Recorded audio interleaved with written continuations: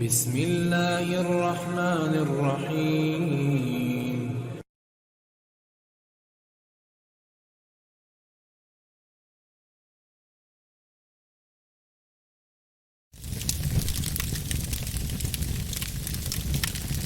اعوذ باللہ من الشیطان الرجیم بسم اللہ الرحمن الرحیم الحمد للہ رب العالمین والعاقبۃ للمتقین والصلاة والسلام علی سید الانبیاء والمرسلین اما بعد فاعوذ باللہ من الشیطان الرجیم بسم اللہ الرحمن الرحیم۔ کل یوم عاشوراء ہے اور اس کی بڑی برکتیں ہیں۔ محرم کی 10ویں تاریخ جس کا نام روز عاشوراء ہے، دنیا میں یہ بڑا عظمت و فضیلت والا دن۔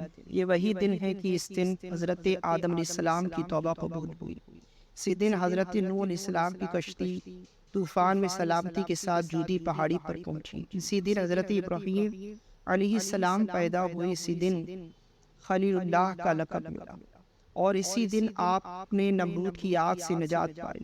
یہی وہ دن ہے کہ حضرت ایوب علیہ السلام کی بلائیں ختم ہوئی۔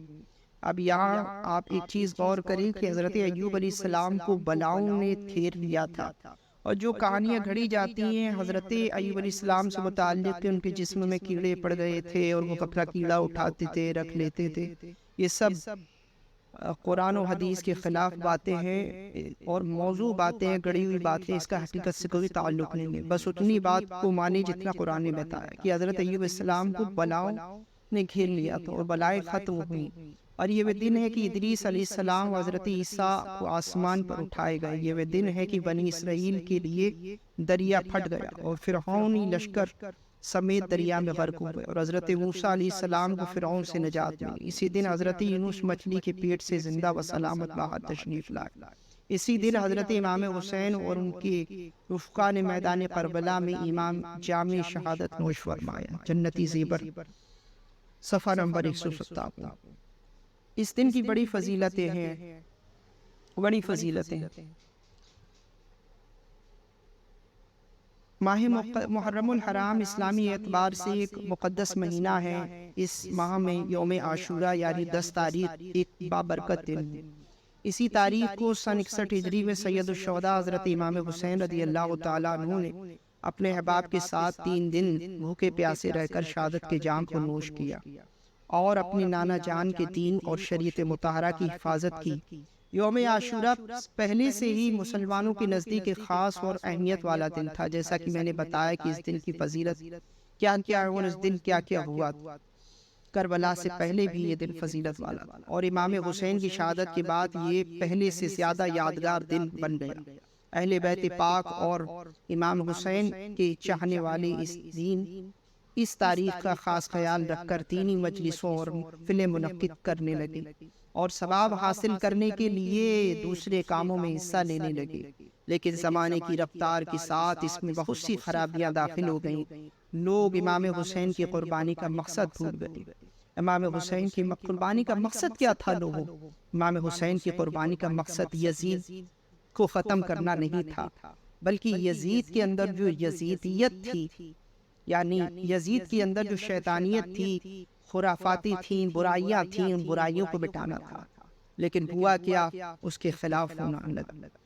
برائیاں تو ختم نہیں ہوئیں، بلکہ امام حسین کے نام کا دم بھرنے والے، کام یزید کا کرنے والے، نام حسین کا لینے والے، تو خرابیاں اس میں داخل ہونے لگی۔ نیک کام کرنا چھوڑ دیے اور لوگ امام حسین کی قربانی کا مقصد بھول گئے، اور اس دن کو میلے ٹھیلوں، ڈھول تماشوں، تفریح اور غیر شرعی کاموں کا دن بنا ڈالا۔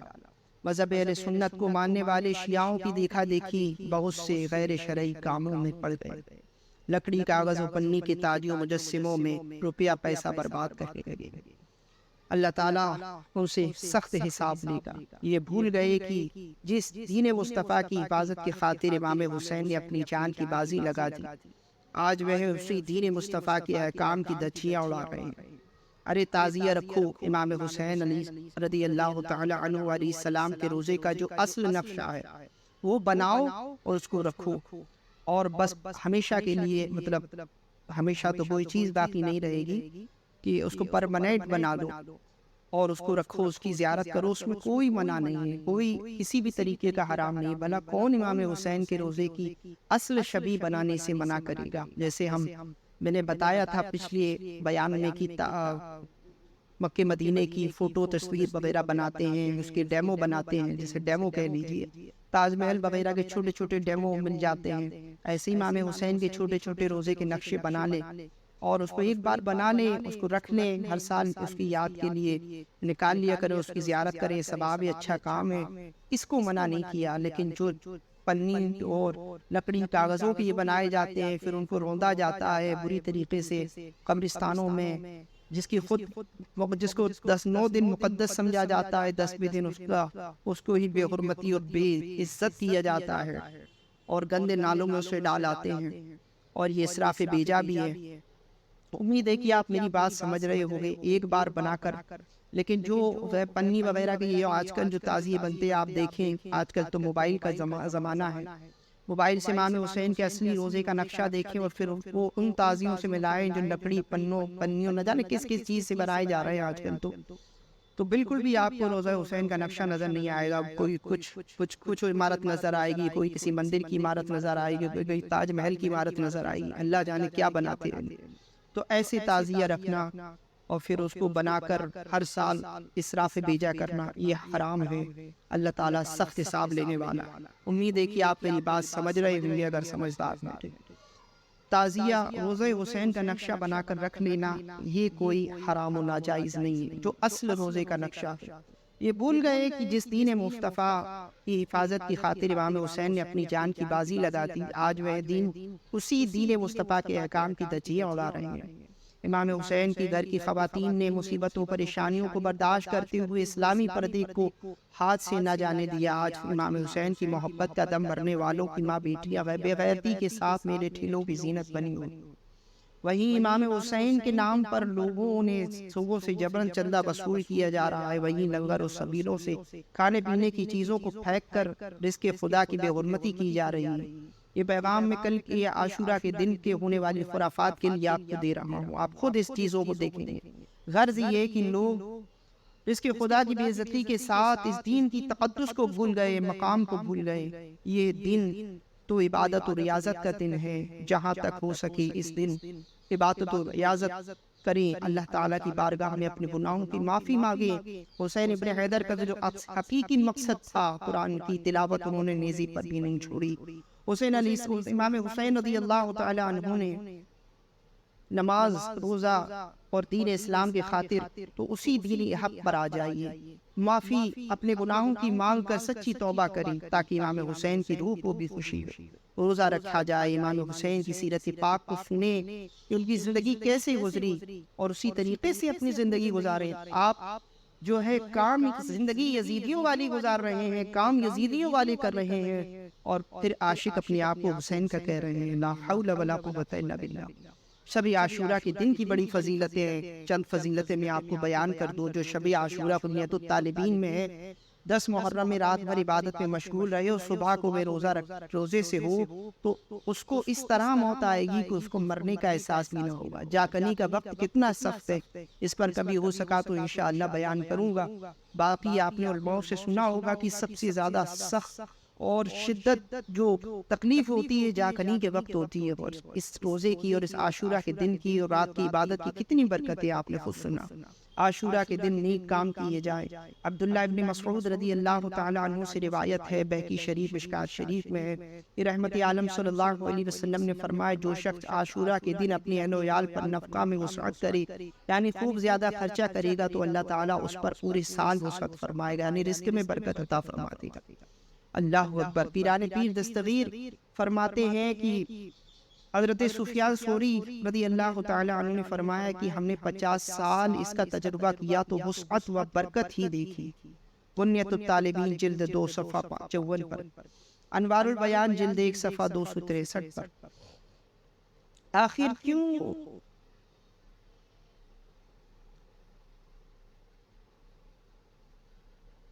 موجودہ اور دور کی تعزیہ داری ہو یا موجودہ اس کو حرام قرار دیا جاتا ہے۔ بات بالکل ظاہر ہے کہ موجودہ تعزیہ داری یا یہ بدعتی سیاح بری بدعت یعنی شریعت سے خلاف کام ہے، جیسا کہ آپ کو میں نے بتایا کہ ہر سال بنا کر اسراف بیجا کرنا، اور اس کی دوسری صورت بھی میں نے آپ کو بتائی کہ کس طریقے سے رکھنا جائز ہے، اور اس کے ساتھ پھر جو تماشے ہوتے ہیں، ڈھول تاشے بازی، آج کل تو کئی ایسے ظالم بھی نکل آئے ہیں جو اس کو جائز قرار دے رہے ہیں، تو ان کے لیے بھی میں آگے آپ کو بتاؤں گا۔ ایسے کاموں میں جو شریعت کی بدعتی سیاح ہے اور ایسے کاموں میں جو شریعت کے خلاف ہو، اس میں نفس اور شیطان کا دخل ہوتا ہے، اور یہ بات بھی جان لے کہ نفس اور شیطان ہی انسان کا اصل دشمن یعنی ایمان کا دشمن ہے۔ جب دشمن کا دخل ہوگا تو دشمن کا تو کام ہے مسلمان کو گمراہ کرنے، جیسے لو لعاب، موج مستی، غفلتی، اللہ کو بھولنا، خوف خدا دل سے نکالنا، دنیا داری، ان ذریعوں سے نفس اور شیطان گناہوں انسان کو گمراہ کرنا چاہتا ہے۔ آپ خود مظاہرہ کریں اپنی آنکھوں سے شب عاشورہ والے دن کا، مسلمانوں کے حالات کا، تو آپ کو یہی نظر آئے گا کہ شیطان اور نفس کی پیروی کی جا رہی ہے، موج مستی کی جا رہی ہے اور غفلت میں ڈالا جا رہا ہے۔ آگے میں اس کے بارے میں قرآن و حدیث سے آپ کو دلیل پیش کرتا ہوں۔ اس لیے ان دشمنوں سے بچنے کے لیے علماء و صوفیہ فتویٰ دیتے ہیں کہ یہ موجودہ تعزیہ داری ناجائز و حرام ہے، اور جیسا کہ میں نے ان پر آپ کو بتایا ویسا روزے کا نقشہ بنا کر رکھنے میں کوئی حرج نہیں، تاکہ مسلمان حفاظت میں رہے۔ موجودہ جو تعزیہ داری ہے وہ حرام ہے تاکہ مسلمان حفاظت میں رہے، اور حفاظت تبھی کر سکتا ہے جب انسان شریعت و سنت کے دائرے میں رہے۔ آپ خود سوچیں، اگر کھانا صحیح ہو تو کھایا جا سکتا ہے، لیکن اسی کھانے میں کیڑا لگ گیا ہو تو کیا کھانا کھایا جائے گا؟ اگرچہ کتنا ہی بھوک لگا ہو، نہیں کھایا جا سکتا۔ اسی طرح موجودہ تعزیہ جیسے کاموں میں شیطانی کیڑا لگ گیا، جو گمراہ کرنا چاہتا ہے، خوف خدا اور عشق مصطفیٰ دل سے نکالنا چاہتا ہے، دینداری سے دور کرنا چاہتا ہے۔ آپ خود دیکھیں، اس میں مشغول ہو جاتا ہے بندہ، نماز روزہ کسی چیز کی اس کو پرواہ نہیں ہوتی، کسی بات کی اس کو فکر نہیں ہوتی، بس لگا ہوا ہے، لگا دیا ظالموں نے۔ ان ظالموں کے متعلق بھی میں بتاؤں گا۔ کیڑا لگ گیا، خوف خدا عشق مصطفیٰ صلی اللہ علیہ وسلم دل سے نکالنا چاہتا ہے، دینداری سے دور کرنا چاہتا ہے۔ اب فیصلہ آپ خود کریں کہ نفسانی اور شیطانی دخل والے کاموں کو کر کے اللہ کا ڈر اور نبی صلی اللہ علیہ وسلم کی محبت دل سے نکالنا چاہتے ہیں۔ یہی دو ایمانی خصلتیں ہیں جس سے انسان دینداری، تقوی و پرہیزگاری میں قائم رہ کر رضا الہی کے لیے زندگی جیتے ہیں۔ آخری نصیحت، اگر تعزیہ سے آپ کے دل میں خوف خدا اور عشق مصطفیٰ بڑھتا ہے تو آپ اس کام کو کریں، ورنہ بالکل توبہ کر لیں کہ اس کام کو ہرگز نہیں کروں یا کروں گی۔ اب آپ چند باتیں قرآن حدیث سے سماعت فرما لیں، اور عاشورہ کے دن کا جو منظر ہوتا ہے، جو خرافاتیں ہوتی ہیں، جیسا کہ میں نے آپ کو بتایا کہ شیطان و نفس نے کیسے گمراہ کر رکھا ہے، تو اللہ تعالیٰ کیا فرماتا ہے؟ اللہ تعالیٰ سورہ قرآن مقدس کی 7ویں پارے کی 14ویں رکوع میں فرماتا ہے وَذَرِ الَّذِينَ اتَّخَذُوا دِينَهُمْ لَعِبًا وَلَهْوًا أَوْ غَرَّتْهُمُ الحیات الدنیا، اور ان لوگوں سے دور رہو جنہوں نے اپنے دین کو کھیل تماشا بنا لیا اور انہیں دنیا کی زندگی نے دھوکے میں ڈال دیا۔ اب آپ خود غور کریں اللہ کیا فرما رہا ہے، اور پھر شب عاشورہ یعنی عاشورہ 10 محرم کے ہونے والے خرافات کو غور کریں اور اس آیت کو پس منظر رکھیں۔ پھر اللہ تعالیٰ فرماتا ہے 8ویں پارے کے اندر 13ویں رکوع میں الذین اتخذوا دینہم ولعبوا وغرہم الحیات الدنیا، جن لوگوں نے اپنے دین کو کھیل تماشا بنا لیا، زندگی نے انہیں دھوکے میں ڈال دیا، آج انہیں چھوڑ دیے گئے جیسا انہوں نے اس دین کے ملنے کے بعد اسے چھوڑ رکھا، جیسے وہ ہماری آیتوں سے انکار کرتے ہیں۔ اللہ اکبر، سراسر انکار ہو رہا ہے۔ آپ دیکھیں، انسان زبانی انکار نہیں کر رہا لیکن عملی انکار کر رہا ہے۔ کھیل اب آئیے ان لوگوں کے لیے بھی میں چند نصیحتیں کر دوں جو لوگ ڈھول تاشے وغیرہ کو جواز کے حکم نکال رہے ہیں اور کہہ رہے ہیں کہ صاحب جو ہے فلاں ٹائم پہ بجایا جاتا ہے، اب جو ہے خوشی کے لیے بجایا جاتا ہے، اور فقہاء کرام کی کتابوں سے اب آپ کے لیے میں ایک بات بتا دوں کہ مؤرخین نے جو لکھا وہ اگر قرآن و حدیث سے ٹکرا جائے تو اس کو نہیں مانا جائے گا، کیونکہ رسول اللہ صلی اللہ علیہ وسلم کی بات تمام بنی آدم اور تمام مخلوق کی بات پر فوقیت رکھتی ہے۔ جس طرح وہ حدیث نہیں مانی جائے گی جو قرآن کے مقابلے پر آ جائے، جس سے قرآن کی جو آیت اللہ کے خلاف جائے، اللہ کی قرآن کی آیت کے خلاف جائے، اسی طریقے سے کسی بھی مورخ یا کسی بھی ملا کی وہ بات نہیں مانی جائے گی جو رسول اللہ کے خلاف جائے، کیونکہ ہمارا ایمان اللہ اور اس کے رسول اور اللہ اور رسول اللہ پر ہے، صلی اللہ علیہ وسلم، کسی ملا پر نہیں ہے۔ تو اگر ملا اس کو جائز قرار دیتا ہے اور کہتا ہے کہ فلاں موقع سے بجایا جاتا ہے، فلاں موقع سے بجایا جاتا ہے، کتابوں کے حوالے دیتا ہے، فقہ کی کتابوں کے حوالے دیتا ہے، اور اس کو کسی نہ کسی طریقے سے اپنی طبیعت کے مطابق اپنے بجانے والے لوگوں کو خوش کرنے کے لیے جو ہے وہ جائز کرنے کی کوشش کرتا ہے، تو اب ذرا وہ غور کرے اس بجانے کو جس کی اس نے دلیل پیش کی ہے، اور اس بجانے کو جو 10 محرم الحرام کو بجایا جائے گا کھیل کود تماشا موج مستی کی انداز میں، اور کہتے ہیں کہ ہم حسین والے ہیں۔ ارے یہ خوشی کا دن منا رہے ہو، خود ہی کہتے ہو اگر کوئی شادی کر لے تو فتوے لگ جائیں گے، لیکن خود ہی ڈھول تاشے بجا کر اب تمہیں پر کون فتوے لگائے گا؟ بہرحال آپ ملا کی نہیں رسول اللہ کی مانے، اور اب آئیے رسول اللہ کیا فرماتے ہیں صلی اللہ علیہ وسلم۔ مشکات شریف کے اندر کتاب الامارہ میں فصل 36 میں 318 حدیث نمبر۔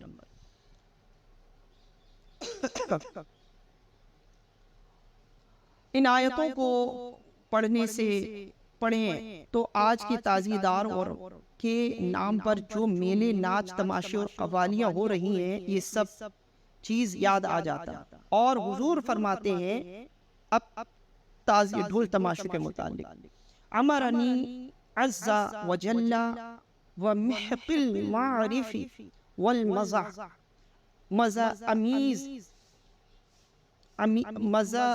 والمزہ امیر، اللہ عز و جل نے مجھ کو ڈھول باجے اور بانسریوں کو مٹانے کا حکم دیا ہے۔ اللہ اکبر کبیرہ۔ اب بتائیے آپ ملا کی مانیں گے کہ رسول اللہ کی مانیں گے؟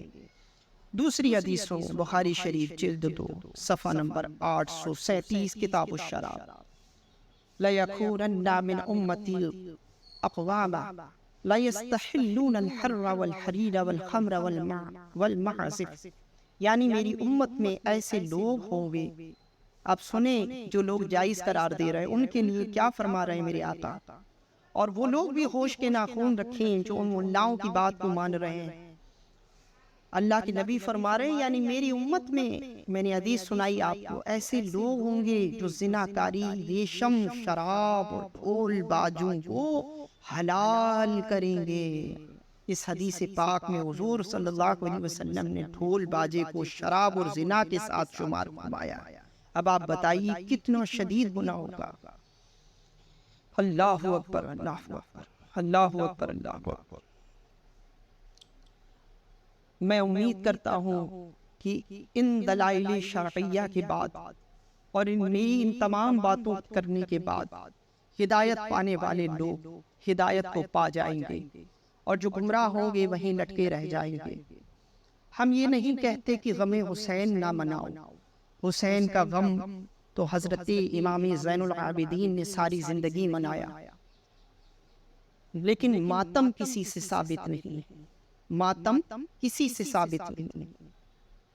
حضور نے فرماتے ہیں میت کی غم میں گلا پیٹے اور زمانہ جاہلیت کی سی پکار و چلہ پکار مچائے وہ ہم میں سے نہیں ہے۔ صحیح بخاری شریف جلد 1 137۔ حضور صلی اللہ علیہ وسلم نے فرمایا ہم کو نوح کرنے سے منع فرمایا۔ اب آپ دیکھیں بخاری شریف جلد 2 صفحہ 726 کی حدیث۔ ہمارے نوجوان آج بڑے مزے سے جو ہے شیعوں کے نوحے اپنے اسٹیٹس پر ڈال رہے ہیں اور نوح کی شکل میں بجا رہے ہیں، ان کو پتہ ہی نہیں ہے کہ ہم یہ کیا سن رہے ہیں، کیا بجا رہے ہیں۔ اللہ ہدایت فرمائے۔ یعنی عشرہ محرم میں جو تعزیہ داری ہوتی ہے، غمد نمت تعزیہ تصویر بنائی جاتی ہے، موجودہ جو تعزیہ داری ہے، شاہ عبدالعزیز محدث حق دہلوی وہ فرماتے ہیں فتاوی عزیزیہ میں جلد 1 صفحہ 75 پر، یہ ناجائز ہے۔ کچھ لوگ سمجھتے ہیں تعزیہ داری سنیوں کا کام ہے، ایسا روکنا منع کرنا وہابیوں کا ہے۔ حالانکہ جب سے یہ غیر شرعی تعزیہ داری رائج ہوا ہے، کسی بھی ذمہ دار سنی عالم اچھا نہیں کہا ہے۔ ہندوستان میں وہابیت سے پہلے کے علماء و بزرگ حضرات جن کے بارے میں میں نے ابھی آپ کو بتایا، انہوں نے اس پر فتویٰ دیا۔ اعلیٰ حضرت جو امام اہل سنت ہیں، جن کا فتویٰ عرب و عجم میں مانا جاتا ہے، چند لوگ نہ مانے تو کیا ہوتا ہے؟ ارے نہ سمجھ اپنی اوقات زمانے کو دکھانا چاہیں، نہ سمجھ ہیں پھوک سے سورج کو بجھانا چاہیں۔ اعلیٰ حضرت کو تو اللہ نے وہ عزت بخشی ہے کہ ان کے بجھانے سے نہیں بجھ سکتے۔ تمہاری تو پہچان تمہارے خود کے لوگوں میں بھی کم ہوگی، تمہارے شہر کے لوگ تمہیں نہیں جانتے ہوں گے، لیکن یہ وہ ہستیاں ہیں۔ اعلیٰ حضرت تو کجا میرے تاج الشریعہ عرب و عجم میں جن کا نام چلتا ہے، اور یہ نام صرف اسی وجہ سے چلتا ہے کہ کیونکہ وہ شریعت پر چلتا ہے، اور جو شریعت پر چلتا ہے اللہ اسی کا نام بلند کر دیتا ہے۔ حسین ابن حیدر نے بھی شریعت مطہرہ کی خاطر اپنی گردن کٹائی تو اللہ تعالیٰ نے شریعت مطہرہ کی وجہ سے ان کا نام رہتی دنیا تک کے لیے، بلکہ اللہ جانے کب تک کے لیے بلند کر دیا۔ اور اسی طریقے سے اسی حق کو حق اور باطل کو باطل کہنے والے اعلیٰ حضرت نے جب یہ بات کہی تو اللہ تعالیٰ نے ان کا نام عرب و عجم میں بلند کر دیا۔ اس لیے میں کہتا ہوں کہ تم بغض کے ٹیلے سے اتر کیوں نہیں جاتے؟ جس سمت بریلی ہے ادھر کیوں نہیں جاتے؟ اگر رضا و اختر رضا سے عداوت ہے تو سنو، مر کیوں نہیں جاتے؟ اب کی تعزیہ داری کا طریقہ نہ مرضیہ نہ نام ہی قطعاً بدعت و ناجائز و حرام ہے۔ اب کی تعزیہ داری اعلیٰ حضرت کا فتویٰ سن لیں، اور وہ تعزیہ داری جس کا میں نے اوپر آپ کو ذکر کیا، امام حسین کے روزے کی اصل روزے کی ڈیمو بنا کر ایک بار رکھ لے، ہر سال فضول خرچی کر کے اس کو بے حرمتی کرنا، یہ سب پھر اس ساتھ خرافاتیں، یہ سب چیزیں میں نے آپ کو بتا دی حرام و ناجائز ہے۔ کچھ لوگ کہتے ہیں کہ تعزیہ داری جائز ہے، گھمانا جائز ہے، اعلیٰ حضرت اس کا رد فرماتے ہیں، مگر اس نقل میں بھی اہل بدعت سے ایک مشابہت اور تعزیہ داری تہمت کا کھٹکا آئندہ اپنی اولاد و اہل اعتقاد کے لیے بدعت کا اندیشہ ہے، لہذا